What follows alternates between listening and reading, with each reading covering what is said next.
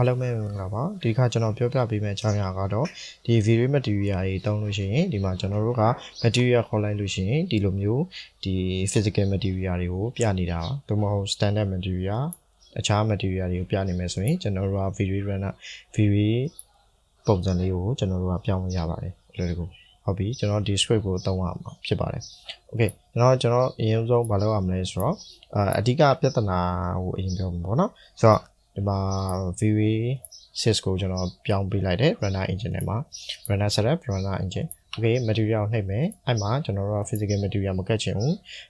Vray material ကတ်ချင်တယ်ဆိုရင်ကျွန်တော်တို့ကတစ်လုံးချင်းခေါ်ပြီးတော့ဒီ Vray material ကတ်ရမှာဖြစ်တယ်ဆိုတော့ကျွန်တော်တို့ကအဲ့လိုမျိုးမကတ်ချင်ဘူးဆိုရင်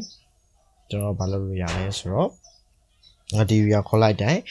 ရင်တခါတည်းကျွန်တော်တို့ physical material မဟုတ်တော့ဘဲနဲ့ Vray material အားလုံးပြောင်းသွားမှာဖြစ်ပါတယ် okay ကျွန်တော်တို့ဒီဟာလေးကိုတွားလိုက်ရအောင် script run script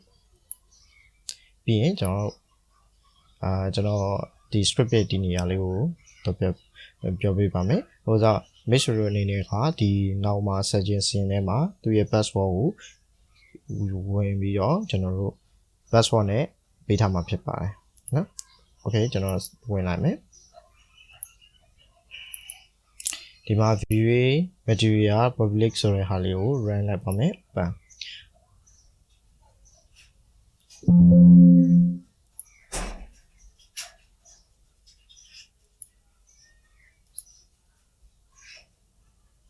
customize interface 2ပါ စာလုံးဆိုတဲ့ SM2 ဆိုတဲ့ဟာလေးကိုဝင်ပြီးတော့လုပ်လို့ရပါပြီ okay new ရင်ပါမယ်